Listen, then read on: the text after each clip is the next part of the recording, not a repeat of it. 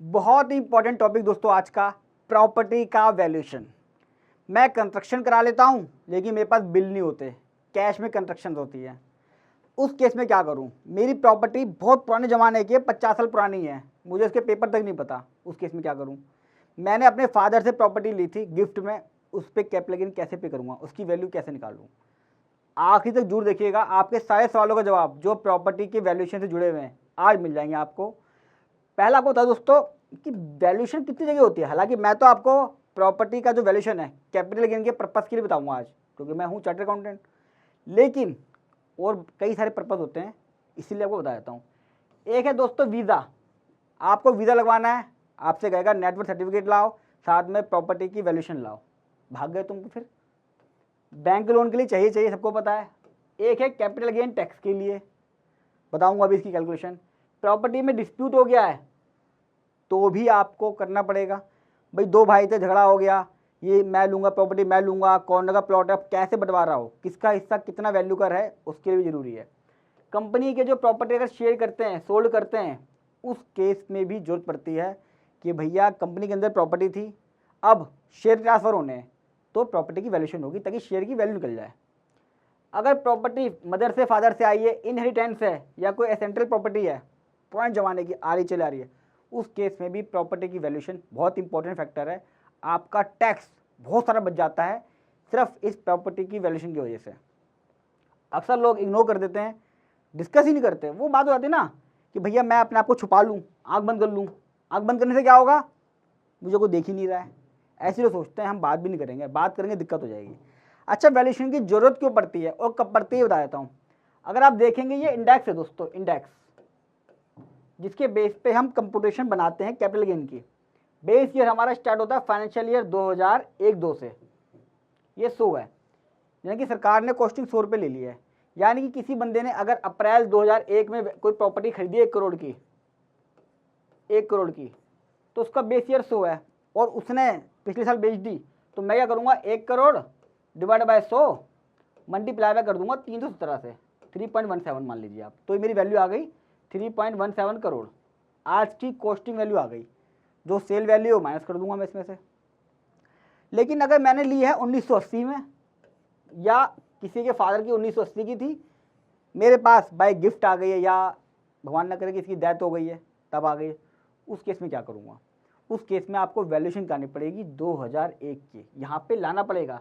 ये जो 1 करोड़ निकाला ना मैंने बेस ईयर के लिए, यहाँ पे लाना पड़ेगा ताकि आप उसकी इंडेक्सिंग कर सको, इंडेक्सिंग करके आज की कॉस्ट पे आ सको, इसलिए वैल्यूएशन मैंडेटरी है। अब कौन कौन से फैक्टर जब मैं वैल्यूएशन कराता हूँ ध्यान रखता हूँ। होता क्या, हमने फोन पे बात कर ली, तो कितने रुपये लेगा, वो कहता जी मैं लूँगा 20,000 रुपये, कहता अच्छा।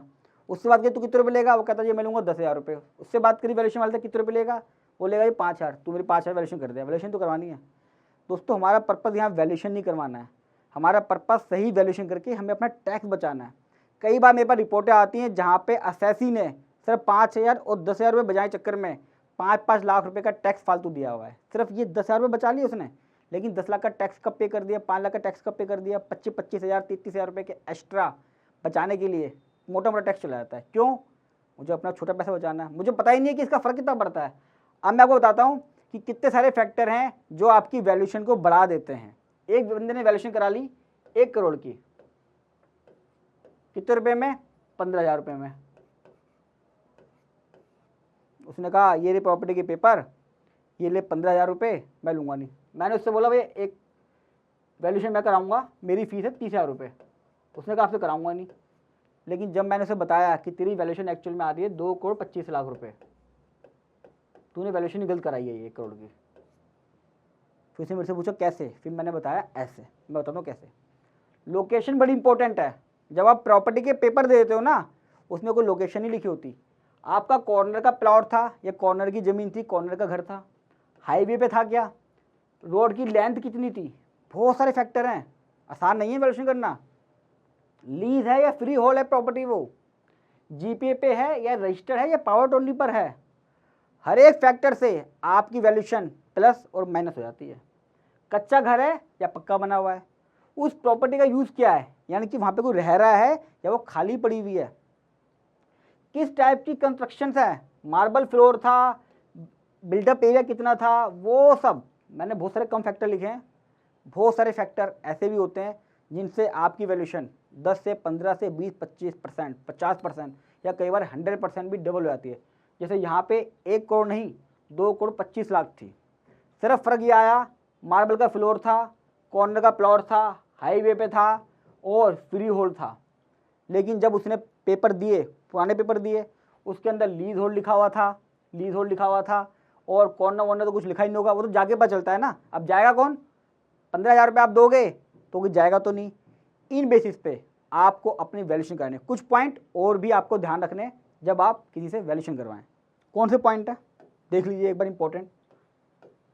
मैं आपको अपनी वीडियो से नॉलेज देता हूँ और हर महीने अब मैं लाइव भी आता हूँ, तो चैनल को सब्सक्राइब कर लीजिएगा। जैसे ही मैं लाइव आऊँ आपके पास नोटिफिकेशन आ जाए और आप 1, 2, 3 घंटे जितने भी क्वेश्चन मेरे से पूछने हैं सारे क्वेश्चन लाइव पूछ सकते हो जितनी मर्जी बार। वीडियो है डिस्क्रिप्शन बॉक्स में डाल दिए, लाइव के सेशन भी रिकॉर्ड होते हैं, सेव भी होते हैं वो, तो आप एक बार नहीं कितनी बार भी देख सकते हो। वैल्यूअर जो है ना दोस्तों हमेशा रजिस्टर्ड होना चाहिए इनकम टैक्स एक्ट के अंदर। हम यहाँ बात कर रहे हैं हमें टैक्स बचाना अपना, तो जो इनकम टैक्स में रजिस्टर्ड हो हम उसके ऊपर डिपेंड करें। कल को हम बोल सकते हैं भैया हमने थर्ड पार्टी के बेस पे कॉस्टिंग ली है, वो रजिस्टर्ड है, आपका आदमी हमारा आदमी नहीं है, वो फीस इसने ली है। कई बार क्या होता है दूसरे लोग भी होते हैं, आर्किटेक्चर भी होते हैं, काफ़ी और लोग भी होते हैं जो प्रॉपर्टी की वैल्यूएशन कर देते हैं, वो आपकी कॉस्टिंग निकाल सकते हैं। लेकिन मैं बात कर रहा हूँ कैपिटल गेन टैक्स की, तो हमें रजिस्टर्ड वैल्यू चाहिए जो इनकम टैक्स में रजिस्टर्ड हो। फेयर मार्केट वैल्यू कभी भी ज़्यादा नहीं होनी चाहिए आपकी सर्कल रेट से 1/4/2001 से। यानी कि मैंने एक दिल्ली में वैल्यूएशन करवाई 2001 की, वो एरिया था मयूर विहार, एग्जांपल ले रहा हूं मैं। वैल्यूएशन वाले ने मेरी वैल्यू निकाली 50 लाख रुपए की 2001 की, लेकिन जब मैंने गजेट निकाला 2001 का मयूर विहार का, वहां पे सर्कल रेट के हिसाब से वैल्यू आ रही थी 45 लाख की। ठीक है आपकी वैल्यू तो है, लेकिन आपको फिर ये वैल्यू लेनी पड़ेगी। यानी कि क्रक्स क्या है कि अगर आपका वहाँ पे 2001 का सर्कल रेट दे रखा है तो आपकी फेयर मार्केट वैल्यू जो भी रजिस्टर्ड वैल्यू ने निकाली होगी, जो भी रजिस्टर्ड वैल्यू होगा उसकी वैल्यू आपके सर्कल रेट से ज़्यादा नहीं होनी चाहिए। लेकिन मैं आपको बता दूं 90% केसेस ऐसे भी हैं, दिल्ली के ही हैं, बाहर तो है ही नहीं, जहाँ पे 2001 के सर्कल रेट नहीं थे। और जहाँ 2001 के सर्कल रेट नहीं थे वहाँ पे आप जितनी मर्जी वैल्यू निकालिए कोई भी चैलेंज नहीं कर सकता। अगर आज आपकी प्रॉपर्टी 1 करोड़ की बिकी है तो चाहे आप 2001 का 1 करोड़ भी ले सकते हो फेयर मार्केट वैल्यू, अगर वहाँ पे सर्कुलेट नहीं है, अगर आप उसको जस्टिफाई कर सकते हो अपनी वैल्यूएशन रिपोर्ट से। और दोस्तों पूरी इंडिया में मैं कहीं पे भी आपकी प्रॉपर्टी की वैल्यूएशन करा सकता हूँ। आप इसके लिए मुझसे भी कॉन्टैक्ट कर सकते हो, डिस्कस कर सकते हो, ओपिनियन ले सकते हो कि भैया कैपिटल गेन टैक्स कैसे बचाएं प्रॉपर वैल्यूएशन कराकर। दोस्तों अगर फर्स्ट टाइम हमारे मेरे चैनल पे तो सब्सक्राइब कर लीजिएगा, और लाइव आता रहता हूँ, मैंने बताया भी था, तो आप जैसे ही सब्सक्राइब कर लेंगे मैं लाइव आऊँगा, आपके पास नोटिफिकेशन आ जाएगी और आप मेरे से क्वेश्चन पूछेंगे जितने मर्जी। और दोस्तों कैसी लगी वीडियो जो बताइएगा। वैल्यूएशन के लिए आप मेरे से डायरेक्ट कॉन्टैक्ट कर सकते हैं, डिस्क्रिप्शन बॉक्स में नंबर डाल दिया है, स्क्रीन पर भी डिस्प्ले हो रहा है, ईमेल ID पे भी है। आप डिस्कस करके कि कितनी एक्चुअल वैल्यूएशन आएगी आप निकाल सकते हैं। और दोस्तों एक रिक्वेस्ट और है, थोड़े से पैसे बचाने के लिए ऐसी जगह ना जाएं जहां पे आपकी प्रॉपर्टी की वैल्यू भी सही से पता ना लगाया जा सके। और जितना हो सके इसको शेयर कीजिएगा। लोग को पता ही नहीं है कि भैया जब प्रॉपर्टी इनहेरिटेंस होती है, दादा परदादाओं से आती है, ये पुरानी कोई है, तो उसकी वैल्यूएशन कराना कितना जरूरी रहता है टैक्स बचाने के लिए। जल्द मिलूंगा एक और वीडियो के साथ, तब तक नमस्कार।